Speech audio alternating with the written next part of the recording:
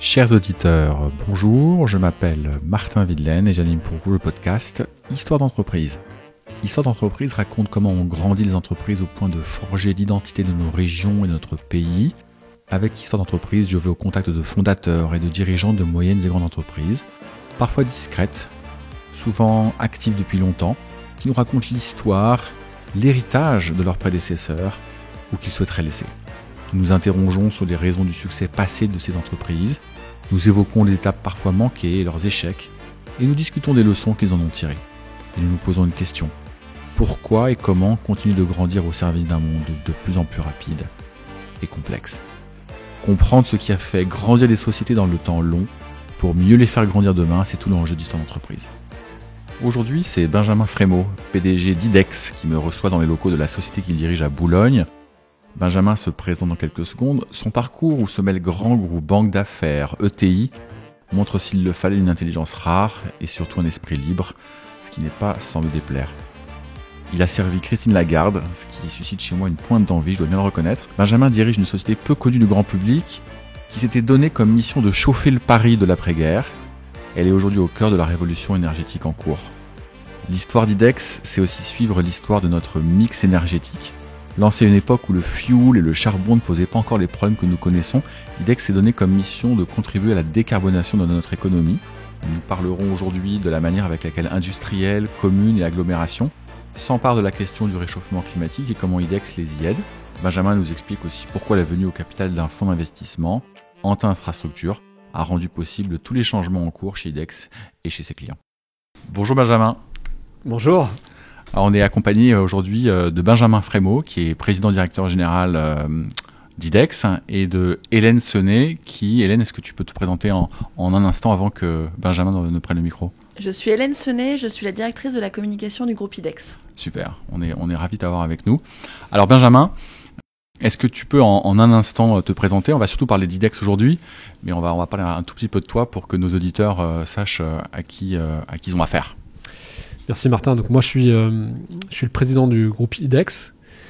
Ça fait maintenant 2 ans que je suis dans l'entreprise et j'ai un parcours, on va dire, de 15 ans dans l'énergie. D'abord dans l'administration, je travaillais pour le ministère de l'Industrie au cabinet de Christine Lagarde lorsqu'elle était ministre de l'économie. J'ai été chez Areva, patron de la strate Fusac, et puis opérationnel chez Areva, avant de passer quelques années dans le conseil financier. J'étais banquier d'affaires pendant 5 ans. C'est comme ça que j'ai rencontré notre actionnaire qui m'a proposé de les rejoindre sur l'aventure IDEX. Super. Alors, est-ce que tu peux présenter IDEX à nos auditeurs ? En fait, IDEX, dans le petit monde de l'énergie, c'est connu. Mais en revanche, pour beaucoup de gens, IDEX, c'est pas forcément connu. Alors, IDEX, c'est une belle ETI. On fait aujourd'hui 1,3 milliard de chiffre d'affaires. On est 5000 personnes, essentiellement en France. Mais on a ouvert la Lituanie et la Belgique récemment. Donc, on s'internationalise doucement. Et on est présent dans 2 métiers principalement de l'énergie. Tout ce qui est infrastructure énergétique, comme des unités de valorisation de déchets pour produire de l'énergie, de la méthanisation ou de valorisation de la biomasse pour produire de l'électricité. Ça, et bien sûr nos réseaux de chaleur et de froid qui sont le cœur de métier historique de l'entreprise. Ça, c'est nos métiers d'infrastructure, c'est-à-dire qu'il faut dépenser beaucoup d'argent pour des installations industrielles qui produisent sur des contrats longs de l'énergie pour nos clients.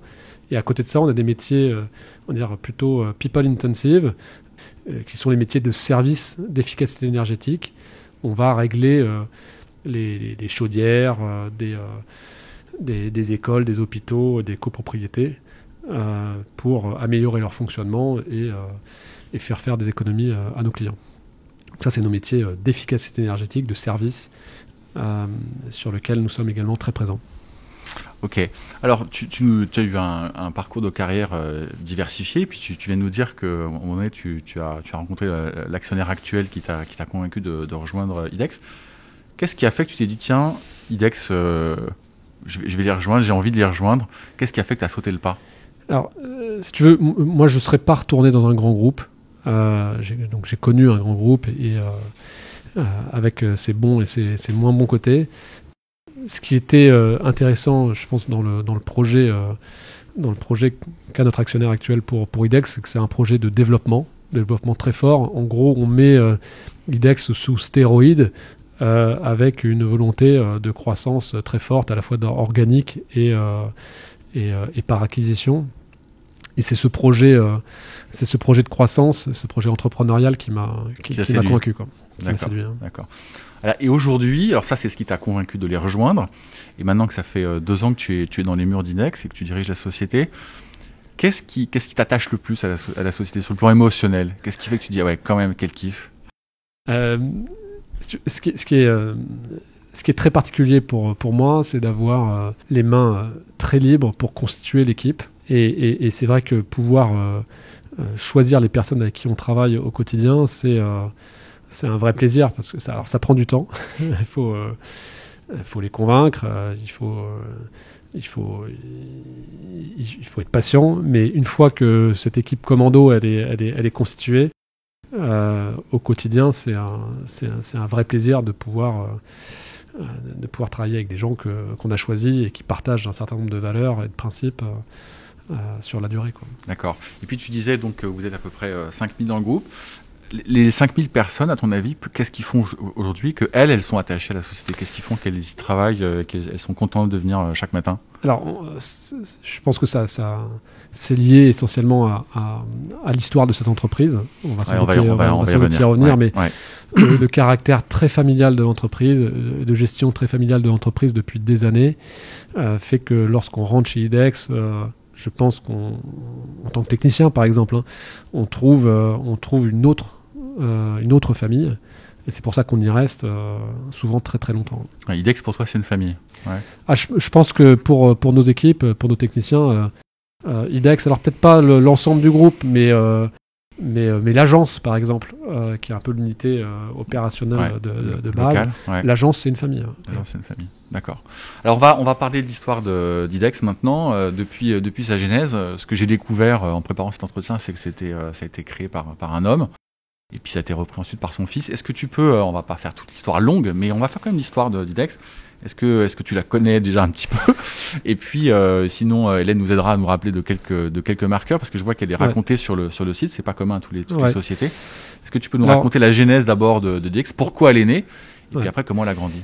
Alors déjà, pourquoi c'est important de s'intéresser à l'histoire d'IDEX quand on travaille chez IDEX, notamment quand on est le président? Comme je te l'ai dit, le fait que nos salariés soient très attachés à l'entreprise, notamment à ses racines familiales, fait que très vite, moi j'ai voulu rencontrer la famille. Donc j'ai pas rencontré le fondateur, Georges Planchot, qui est plus parmi nous, mais son fils. Alain, c'est ça. Et Alain okay. Planchot, qui a été celui qui a beaucoup développé l'entreprise, notamment dans les énergies renouvelables. Et j'avais à cœur de pouvoir le rencontrer, alors même s'il fait plus partie de l'entreprise, s'il n'en est plus actionnaire, pour échanger sur sa vision de la société, sur ses valeurs. Et donc effectivement, on a aussi parlé à cette occasion de l'histoire de l'entreprise. D'accord.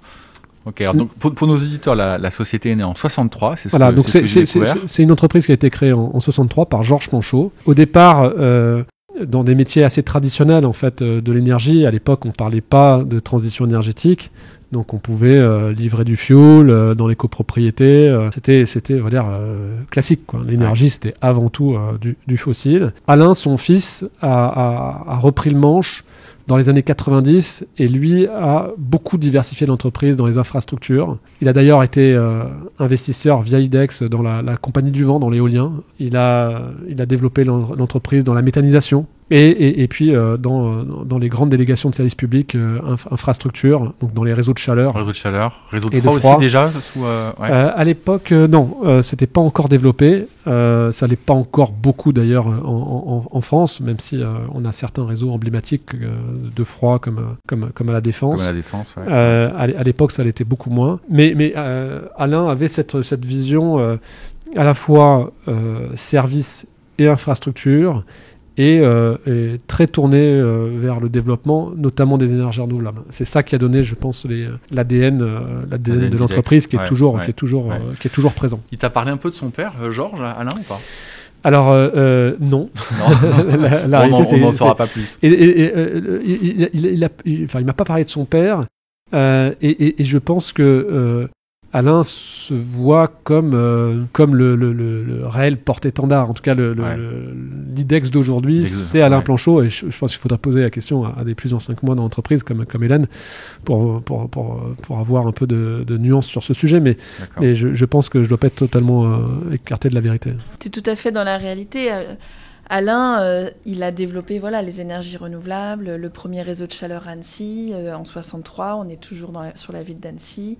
Donc Alain, oui, c'est le porte-étendard d'IDEX, exactement. Et il a quitté la société, la direction de la société quand, Alain ? Il y a une dizaine d'années. À l'époque, donc il a vendu progressivement son entreprise à des fonds d'investissement financiers. D'abord à ICA, puis à Cube. Et lorsque Cube a vendu à Antin, l'actionnaire actuel, Alain Planchot est totalement sorti. D'accord. Lorsque l'entreprise a été vendue à Cube, il en était encore actionnaire.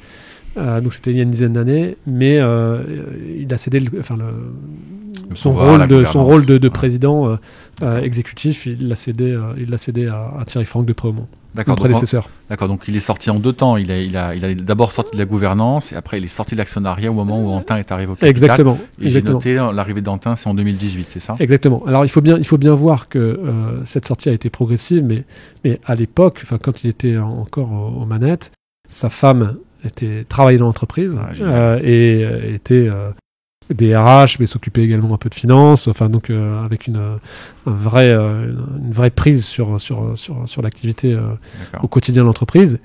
Et son fils, donc le petit-fils de Georges, le fils d'Alain, le fils d'Alain, Guillaume, a été dans l'entreprise jusqu'à très récemment, on ne s'est pas tout à fait croisé. Lui était acquitté quand l'entreprise a été vendue à Antin, il y a tout juste 3 ans. Ouais, et donc il y avait vraiment une lignée qui a irrigué cette entreprise. Okay. Alors ce qui est hyper intéressant, je trouve, dans l'histoire que tu nous racontes aussi, c'est l'histoire du capital, comment il a bougé, et cette société qui a été créée par le grand-père ou l'arrière-grand-père, je ne sais pas comment il faut dire. Le grand-père, oui. Le grand-père. Aujourd'hui, elle est détenue par un fonds à 100%, si je ne me trompe pas. Qu'est-ce qui fait aujourd'hui que tu penses que ça a été une bonne chose, c'est une bonne chose pour IDEX, et que ça va permettre à IDEX d'entrer pleinement dans les prochaines années ? La réalité, c'est que la thématique sur laquelle s'est positionné Alain, donc les infrastructures énergétiques, c'est une thématique qui demande beaucoup de capitaux. Un réseau de chaleur ou un incinérateur, ça demande des capitaux. Tu peux donner un ordre de grandeur, par exemple, vous êtes pour faire simple, on investit. C'est pas simplement qu'on opère, c'est-à-dire qu'on n'est pas simplement opérateur, on est investisseur dans ces objets-là. Et le ticket d'entrée pour un réseau de chaleur de petite taille, ça va être 10-20 millions d'euros. Un très gros incinérateur, ça peut aller jusqu'à une centaine de millions d'euros. Donc on est sur des objets où les besoins de capitaux sont importants. De manière générale, l'énergie, c'est un secteur capitalistique, bien sûr. Surtout quand on veut produire de l'énergie, que ce soit conventionnelle ou renouvelable, il faut des capitaux. Une façon d'obtenir ces capitaux, c'était d'ouvrir le capital de sa société pour Alain. Et après, je pense que c'est aussi lié aux histoires familiales. Est-ce qu'il y a un repreneur potentiel ? Est-ce qu'il y a une volonté familiale de poursuivre sur la lancée, et puis il y a des opportunités, on va dire, patrimoniales. Quand vous avez des acheteurs qui sont prêts à mettre beaucoup d'argent sur la table pour acheter votre entreprise, parfois vous cédez aux sirènes de l'investisseur. Oui, mais ce que tu dis aussi, et c'est important pour nos auditeurs, c'est que pour alimenter en fond le développement de la société sur des sujets d'infrastructure, il n'y avait presque pas le choix de toute façon à un moment donné d'injecter de l'argent frais, quel qu'il soit, pour financer ces infrastructures. Alors moi, ça me ramène à ce que j'ai pu faire dans la banque d'affaires ces dernières années, puisque j'étais très actif dans les énergies renouvelables, secteur encore une fois très capitalistique. Vous prenez les très grandes réussites entrepreneuriales françaises, je pense à EDF Énergie Nouvelle qui avait été créée par Paris Moratoglou, et Rennes qui l'a remonté ensuite derrière. Dans ces deux exemples, qui sont deux réussites de Paris, à chaque fois, il était allé chercher un très grand groupe EDF la première fois, Total deuxième, la seconde, pour financer sa croissance. Ouais. Vous prenez une très belle réussite comme Quadrant, créé par Jean-Marc Boucher.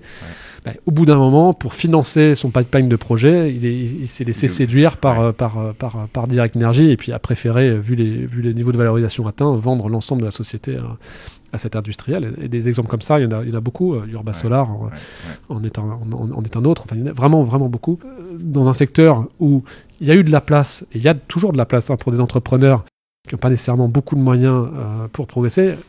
Lorsque la réussite est au rendez-vous et qu'il y a un pipeline de projets à construire et donc à financer, souvent il peut y avoir bascule vers un autre propriétaire. Un des objets du podcast, c'est qu'on parle d'industrie, d'actifs industriels, de montrer à quel point les usines et tout l'écosystème qui tourne autour de ces usines fabriquent de l'emploi. Est-ce que tu peux nous citer des exemples d'outils industriels, soit qui sont les tiens, soit que tu opères, soit que tu sers, parce que tu sers aussi des usines, ou qui sont vraiment des marqueurs aujourd'hui d'IDEX? Le premier que j'ai envie de citer, il est en face de nous. Alors nous, on est situé à Boulogne pour les auditeurs, et on a la vue sur la Défense. Ça paraît pas forcément naturel, mais pour celui qui connaît pas la région parisienne, mais en tout cas, on a la vue sur la Défense. Et notre actif phare, notre navire amiral, c'est IDEX La Défense, un ensemble d'infrastructures de production de chaud et de froid pour alimenter le quartier d'affaires. IDEX La Défense, c'est 70 personnes en termes d'emplois créés. Ce qu'il faut avoir en tête, c'est que c'est sur nos métiers, incinération de déchets, méthanisation, production d'électricité à partir de biomasse ou réseau de chaleur et de froid, c'est des métiers qui demandent beaucoup plus de main-d'œuvre et souvent expertes que les métiers renouvelables électriques classiques, éoliens ou solaires. On est sur des objets technologiques, certes, mais qui sont plus simples à opérer et qui n'ont pas besoin à maintenir et à exploiter. Donc tous les objets sur lesquels on se positionne, c'est des objets relativement complexes où il faut du savoir-faire en termes d'exploitation, d'opération et maintenance. Et donc on a un niveau d'emploi qui est beaucoup plus élevé que dans d'autres secteurs. D'accord. Pour les gens qui ne maîtrisent pas les sujets énergétiques, qu'est-ce qui fait que ça a du sens sur le plan énergétique et économique évidemment, de construire un réseau de froid et de chaud à la Défense? Le principe de base, c'est mutualiser les moyens de production d'énergie. Plusieurs façons de se chauffer en France. Les auditeurs connaissent peut-être la chaudière murale qu'on peut avoir à chacun dans notre appartement. Il peut y avoir les convecteurs électriques. Là aussi, on peut en avoir dispersés dans les différents lieux de vie. Le réseau de chaleur, il permet à l'échelle d'un quartier, d'une ville ou d'un quartier d'affaires comme à la Défense, de mutualiser les moyens de production. Et donc vous avez une centrale de production de chaud mutualisée ou une centrale de production de froid mutualisée. Donc vous n'avez pas besoin de convecteurs électriques répartis dans tous les 10 mètres dans les tours de la Défense. Ça, c'est le premier point. Le fait de mutualiser, ça permet d'avoir des économies d'échelle et des moyens de production, on va dire, industriels et donc plus efficaces. L'efficacité énergétique, c'est-à-dire la conversion d'énergie entrante versus énergie sortante, est plus importante lorsque vous êtes sur des moyens centralisés que lorsque vous êtes sur des moyens individuels. Donc ça, c'est le point fondamental. Les réseaux de chaleur n'ont pas toujours été des réseaux renouvelables. Il y a encore beaucoup de réseaux de chaleur, notamment à Paris, qui fonctionnent avec du charbon. Il y a encore il y en a encore. Il y a encore du fioul. Il y a encore, c'est rare, mais il y a encore des réseaux qui fonctionnent au fioul. Ouais. L'avenir, et nous, on est chez IDEX à la pointe sur ces sujets, c'est les réseaux de chaleur ou de froid alimentés par les énergies renouvelables. Hier, j'étais avec Christian Estrosi pour inaugurer un réseau à Nice Méridia, et c'est un réseau qui n'utilise pas de gaz, qui n'utilise pas de fossiles, qui n'utilise que de la géothermie et un peu d'électricité. La géothermie, ça consiste à récupérer des calories dans une nappe, en l'occurrence c'est une nappe, c'est la nappe du Var, et qui utilise des thermofrigopompes ou d'autres outils industriels comme ceux-là qui fonctionnent à l'électricité pour absorber ces calories et les donner au réseau et les transmettre au réseau et aux consommateurs. Ça, c'est des réseaux modernes, extrêmement efficaces, à la fois sur le plan énergétique, sur le plan CO2 et sur le plan économique. Et c'est ça l'avenir en fait. Et pourquoi il n'y en a pas plus que cela, je serais tenté de dire pour ceux qui nous écoutent? Parce alors, que les réseaux, il n'y en a pas des dizaines en France. C'est un bon point. Alors, il y a un sujet culturel. Plus on va vers l'est de l'Europe et la Russie, plus on a été dans des sociétés, on va dire, à économie collectiviste. On n'est pas mauvais en France. Plus on n'est pas mauvais sur le plan économique, mais sur le plan énergétique, on est assez mauvais. Sur le plan collectiviste, on n'est pas mauvais non plus. Non, mais tu as raison. Et je ferai pas de politique économique aujourd'hui. Plus on va dans ces pays-là, plus le taux d'équipement en réseau de chaleur est important. C'est important, ouais. En France, ça représente une part assez faible en fait de notre mix énergétique. La réalité, c'est que on a deux acteurs majeurs dans l'énergie en France. L'un s'appelle EDF et il fait du nucléaire, et l'autre s'appelle Engie et ils font essentiellement du gaz. Et donc, c'est vrai que ce sont aussi d'ailleurs des entreprises qui ont des filiales qui font des réseaux de chaleur et de froid. Ouais. Mais lorsque vous avez votre maison mère qui est polarisée par un certain type d'énergie, dans les produits qui sont poussés sur le territoire, il y a un arbitrage qui se fait et qui n'est pas à l'avantage nécessairement des réseaux de chaleur. Il faut bien voir que ces groupes-là, d'ailleurs, ont une force de lobbying au niveau étatique qui est très fort. Et comme on est sur des sujets, l'énergie, c'est un sujet d'abord réglementaire, c'est un sujet souverain. Et donc l'État a une capacité d'influencer le mix énergétique qui est très très forte. Et donc s'il n'y a pas d'impulsion de l'État, il se passe rien. Il y a un système énergie en France, ces grands groupes nucléaires, gaz et l'État qui fonctionne plutôt bien. C'est vrai qu'on a une part des réseaux de chaleur dans le mix qui est assez faible de mon point de vue. Donc tu dis, il y a un sujet culturel, 2, il y a un sujet peut-être de politique et énergétique du pays, mais sur lequel on va revenir. Ok, je reviens sur les actifs qui sont soit les tiens, soit que tu sers. Je pense en particulier aux usines, puisque c'est un des sujets clés de notre podcast. Toi qui sers des usines, tu vois les appels d'offres arriver. Est-ce que tu as le sentiment, au moment où on se parle, qu'il y a une forme de renouveau industriel en France, que tu as l'impression qu'on est sur un plancher, ou au contraire qu'on est toujours sur la pente descendante? Je pense qu'il y a une vraie prise de conscience, au moins du côté des pouvoirs publics, de la nécessité de réindustrialiser le pays. Et l'énergie, c'est un angle très très fort pour l'État aujourd'hui. Il y a eu des moyens assez importants qui ont été mis sur la table, notamment pour décarboner l'industrie et faire revenir les usines, parce que l'énergie, c'est une composante très forte de la compétitivité de l'outil industriel où qu'on soit dans le monde. Donc ça, je pense que la prise de conscience, elle est là. Ensuite, est-ce qu'on peut dire que les choses bougent suffisamment vite? Peut-être pas. C'est-à-dire qu'entre la prise de conscience, qui a été relativement tardive dans ce quinquennat, la mise en place des appels d'offres, des appels à projets, qui permettent de faire émerger les projets, tout ça prend du temps, et s'il n'y a pas de continuité dans l'action, pas impossible qu'on assiste à un feu de paille et que tout retombe. J'espère que ce ne sera pas le cas et que cette prise de conscience elle sera généralisée et que on voudra en faire plus. Mais ce n'est pas simplement important sur le plan économique, c'est aussi important sur le plan écologique, parce qu'on se rend compte de plus en plus que lutter contre les émissions de CO2 sur le territoire national et importer des biens ou des services qui sont eux très émetteurs là où ils sont produits, ça n'a pas beaucoup de sens. Et donc il y a une logique non seulement économique, c'est celle que tu décrivais, mais aussi écologique à une réindustrialisation du pays, une réindustrialisation qui soit durable. Juste 2 chiffres pour nos auditeurs qui ne connaissent peut-être pas. La France, c'est à peu près 1% des émissions de CO2 mondiales. Et quand on inclut les produits et services qui sont importés, donc depuis l'étranger vers la France, c'est 3%. Ce qui veut dire que si on produisait 100% de ce qu'on importe, on réduirait des 2/3 les émissions de CO2 induites ou produites par la France. Ok, très clair, très très clair. On va revenir sur ce sujet industriel parce que d'abord il me tient à cœur et je pense qu'il y a beaucoup de choses à dire. Mais ce que tu dis, tu dis 2 choses en fait. Tu dis, il y a une prise de conscience, certes peut-être un petit peu tardive à la fin dans le quinquennat, mais même avant ce quinquennat, je ne suis pas sûr que ce soit qu'un sujet politique. Et deuxièmement, il n'y a pas qu'une prise de conscience, il y a aussi un plan d'action, en tout cas des initiatives qui ont été lancées Pour toi, qu'est-ce qui a été fait ou qu'est-ce qui est en train d'être fait factuellement, où tu te dis, là, vraiment, on va dans le bon sens?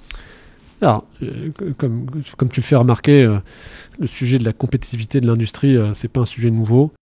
Enfin, moi, quand je travaillais pour le ministère de l'économie avec Christine Lagarde, je m'occupais d'une réforme qui était la réforme de la taxe professionnelle, où on a supprimé purement et simplement cette taxe qui pesait sur les capacités de production, notamment de l'industrie. Et depuis, il y a beaucoup d'initiatives du même type qui ont été prises. La difficulté, c'est que on a un coût du travail qui est très important, et on a encore des impôts de production qui pèsent sur l'industrie en France. Donc je m'écarte un petit peu de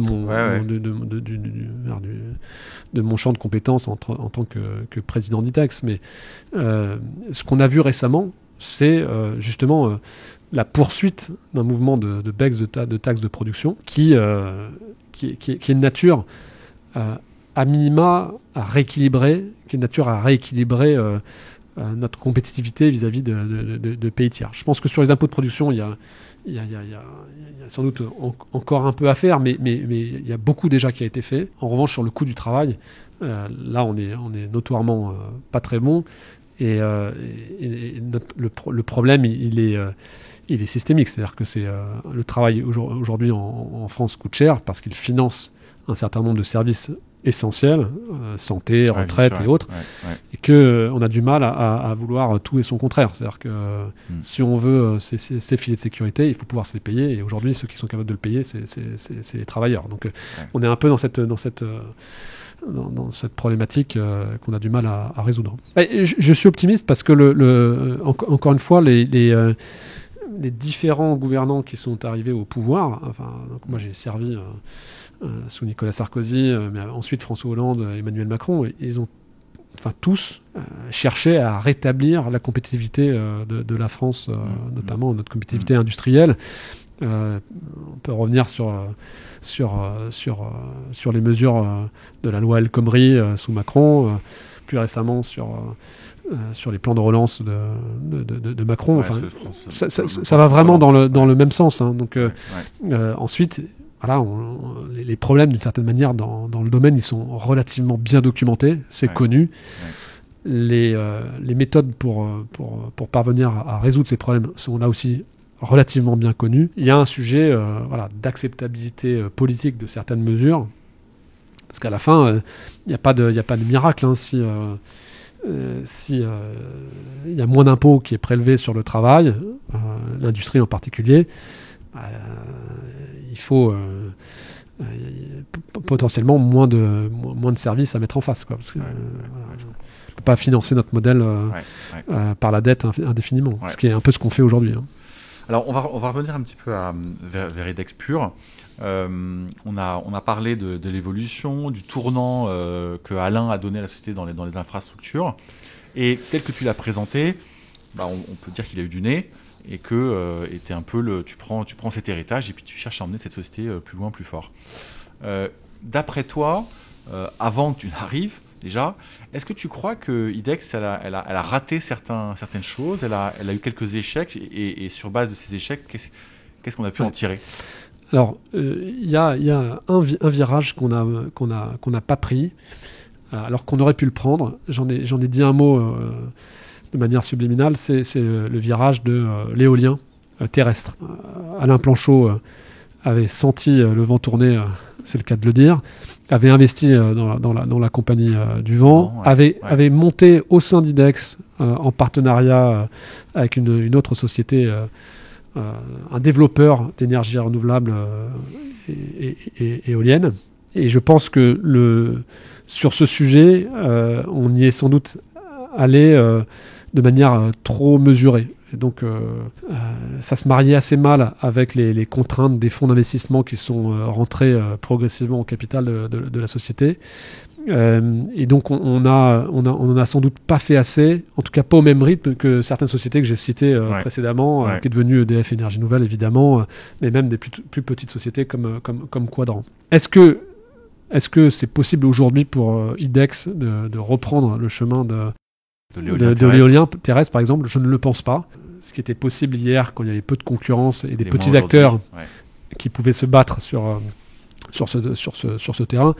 Aujourd'hui, on est sur un paysage concurrentiel qui est très différent. Le secteur s'est beaucoup consolidé, les grands rachetant les petits, Total, rachetant Direct Energy qui avait racheté Quadrant, Engie qui rachète un certain nombre de sociétés de développement solaire ou éolien. Et donc, c'est très compliqué pour une société de redémarrer de zéro, à mon avis, sur Et donc, pour toi, ce sont des marchés qui seront tenus et développés par des majors?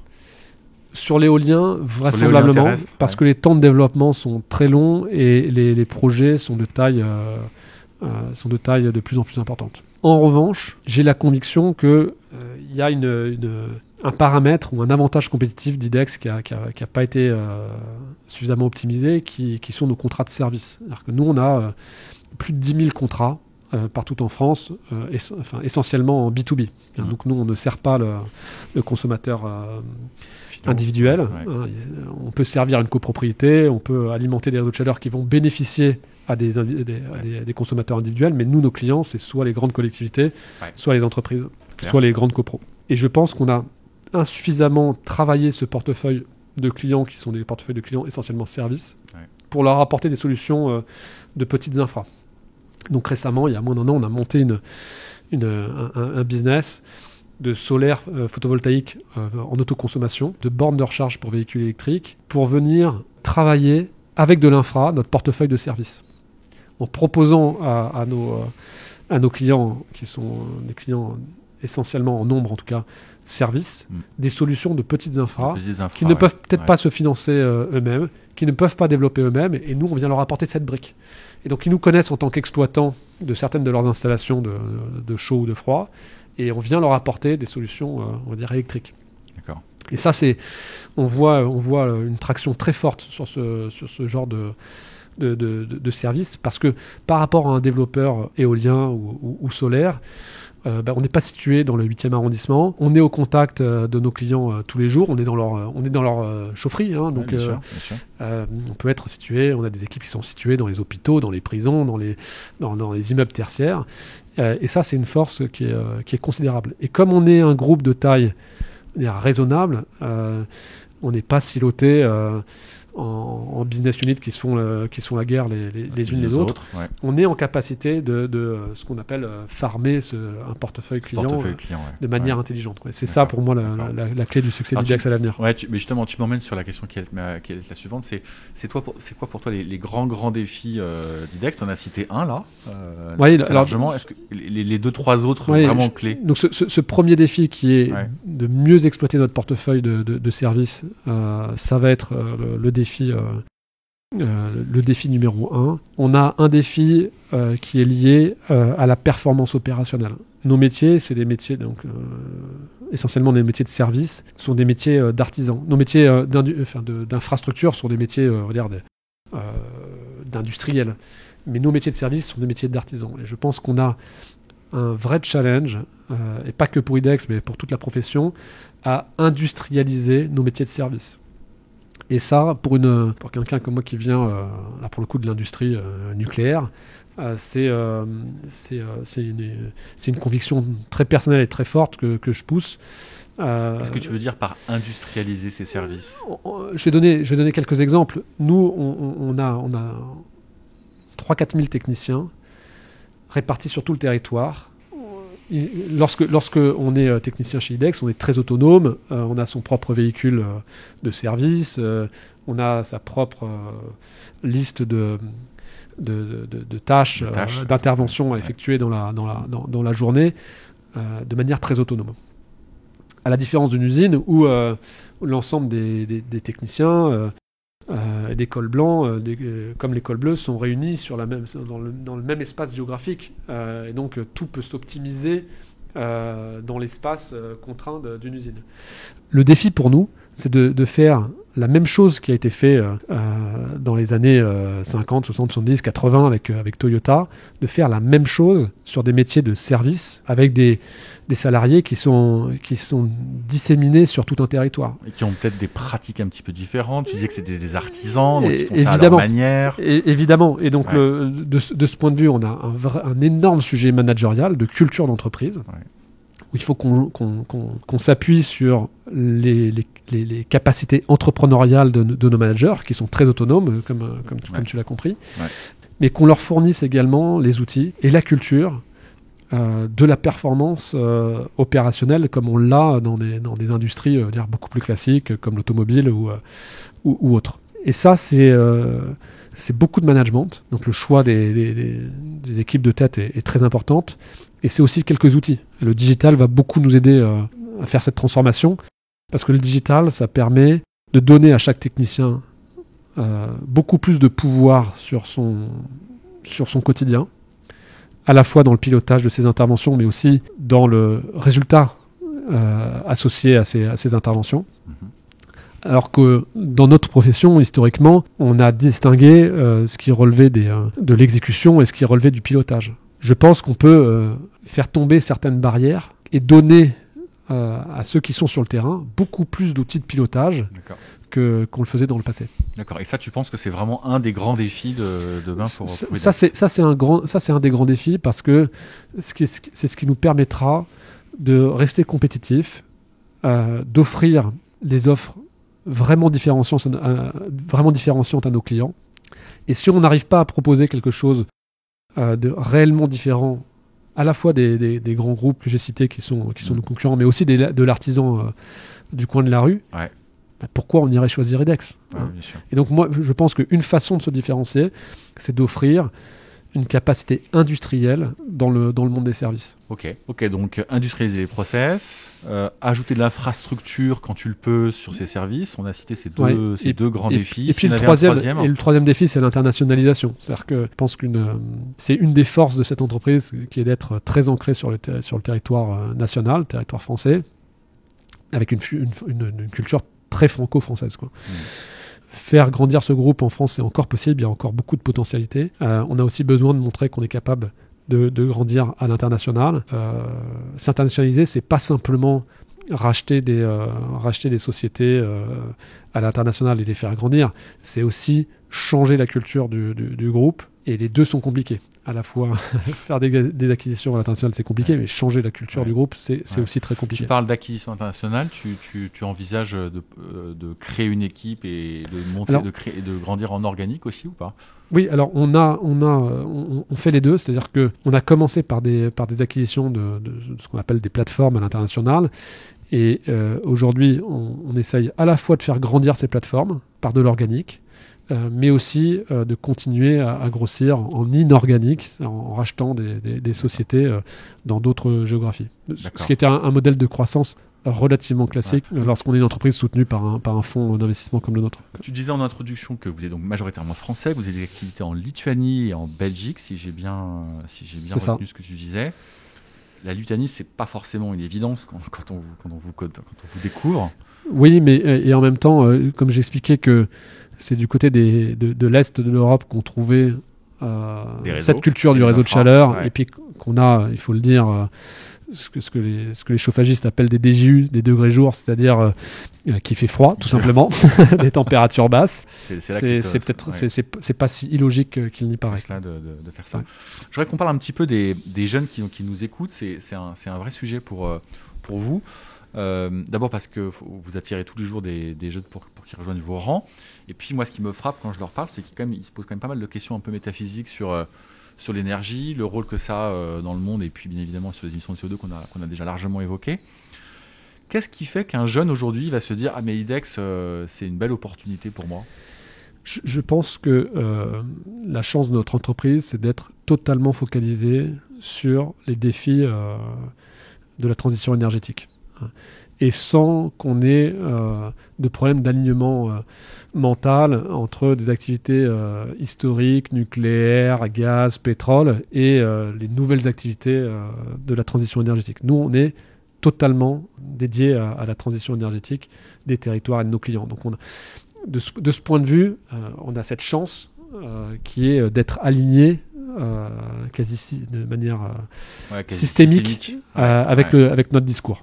Ce qui n'est pas le cas de tout le monde, de toutes les entreprises. Ouais. On a la chance également d'être une entreprise à taille humaine, et je pense que pour ceux comme moi que les grands groupes rebutent, c'est aussi une vraie opportunité, parce qu'on est sur des hiérarchies relativement plates, beaucoup de travail en mode projet. Là aussi, avec une dimension à taille humaine, ce qui fait que assez rapidement, on est amené à connaître beaucoup de monde dans l'entreprise. Enfin, l'essentiel des parties prenantes se connaissent. Il n'y a pas de silo, il n'y a pas de...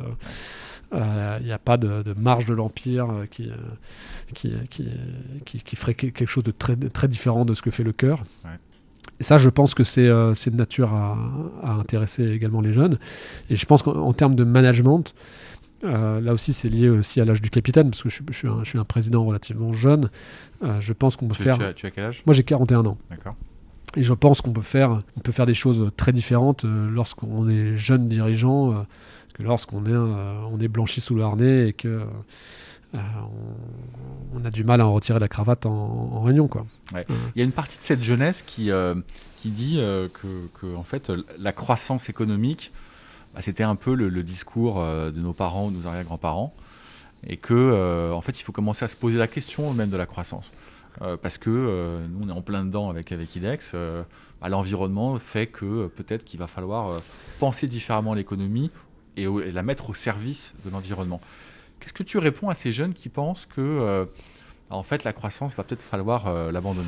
Alors, je pense que la question pour IDEX, elle ne se pose pas en ces termes, dans la mesure où notre mission, elle est monstrueuse. Nous, on va répondre à une toute petite partie du problème en tant qu'IDEX, mais on va apporter notre pierre, du travail pour convertir les territoires, convertir les entreprises, convertir l'industrie à des modes de production plus vertueux. Il va y en avoir pour les 25 prochaines années, sans qu'il y ait la moindre question à se poser. Ensuite, c'est vrai que nous, on s'intègre bien dans la transition énergétique, et de facto, nos métiers ils sont amenés à croître. Ils servent cette transition. Ils servent cette transition, et ils vont être tirés par une forme de croissance. Ouais. On se pose moins la question, c'est vrai, de savoir comment on va réduire les effectifs, parce qu'aujourd'hui, on a un tel travail devant nous qu'on est plutôt en train de se poser les questions de comment on recrute, comment on forme des ingénieurs, des techniciens au métier de la transition énergétique, parce qu'on va en avoir besoin si on veut répondre aux défis qui sont les nôtres demain. Donc je pense que le sujet de la croissance, c'est quelle croissance, pourquoi faire ? Pour moi, c'est ça la bonne question, plutôt que de savoir si on va augmenter le PIB ou diminuer le PIB. Pour moi, c'est est-ce qu'on va réussir ? La question qui se pose à IDEX, c'est est-ce qu'on va réussir, nous, en France notamment, et IDEX pour ce qui est de notre entreprise, à transformer nos économies, à les rendre moins dépendants des fossiles. C'est ça mon sujet. IDEX va te survivre, je l'espère. J'espère bien, ouais. Donc tu vas être là pendant quelques années encore, très longtemps, je te le souhaite, en tout cas autant que nécessaire, et que tu prendras du plaisir. Et puis un jour, tu quitteras IDEX. Qu'est-ce que tu voudrais laisser comme héritage ? Qu'est-ce que tu voudrais que les gens se disent quand tu auras quitté IDEX ? Alors, pour être tout à fait franc, comme je l'ai expliqué, ça fait 2 ans que je suis dans l'entreprise. C'est vraiment pas une question que je me pose. D'autant que 41 ans, si on doit travailler jusqu'à les 70 avec les différentes réformes des retraites qui auront lieu d'ici là, il me reste quand même un peu de temps à tirer dans l'entreprise. Mais ce que dit ton cœur, pas forcément ce que dit ta tête d'ailleurs. Non, mais moi, ce que j'aimerais, c'est laisser une entreprise plus résiliente, c'est-à-dire moins dépendante peut-être des grands patrons qui se sont succédés. Parce que c'est vrai qu'on a beaucoup parlé de Georges, d'Alain, un peu moins de Thierry Franck de Premont, qui a été le 3e patron d'IDEX. Je pense que moi, mon objectif, c'est de rendre cette entreprise plus solide, plus résiliente, et qu'on se pose pas trop justement la question des personnes qui sont à la tête de l'entreprise. Ouais. Et ça veut dire lui donner une culture suffisamment solide, suffisamment forte, des process. Et c'est pour ça que je parle beaucoup d'industrialisation, parce que je pense qu'une entreprise trop personnalisée ou trop personnelle, elle est moins forte qu'une entreprise qui peut justement du jour au lendemain voir son patron changer, mais garder des valeurs très fortes, des process très forts, des méthodes de travail très fortes, et donc, de mon point de vue, beaucoup plus solide. Et c'est aussi pour ça qu'on ne se pose pas la question de savoir qui est le patron de Toyota. C'est Toyota, quoi. Donc il y aura des dizaines de patrons qui se succéderont, j'espère, à la tête de cette belle entreprise. Chez IDEX, je pense qu'il faut demain, j'espère qu'on ne se posera pas la question de savoir qui est le patron de cette boîte, que ce soit en interne ou en externe. La boîte sera tellement solide, ses valeurs seront tellement fortes que ce sera un non-sujet, quoi. Bon, super. On arrive tout doucement vers la fin. Je vais revenir sur la partie recrutement. C'est aussi un des axes de ce podcast. Tu recrutes, on a déjà évoqué, pas forcément des jeunes. Quel type de profil recrutes-tu ? Où sont les difficultés que tu rencontres ? Et du coup, qu'est-ce que tu peux dire à ce micro pour que les candidats te frappent à la porte ? Alors, aujourd'hui, nous, on recrute tout type de profil, du technicien à l'ingénieur, mais également dans des fonctions financières, des fonctions ressources humaines, pour accompagner la croissance de la boîte. Là où on a le plus de besoins, c'est dans nos métiers de service, sur des métiers de techniciens et pour lesquels on recherche, on va dire, des personnes qui sont formées, donc pas forcément qui ont beaucoup d'expérience, mais formées, bac plus 2, bac plus 3. Et c'est là que tu as du mal. Et en fait, on s'aperçoit que notre demande, elle est pas seulement chez IDEX, mais toute la profession est en manque de ressources très importantes.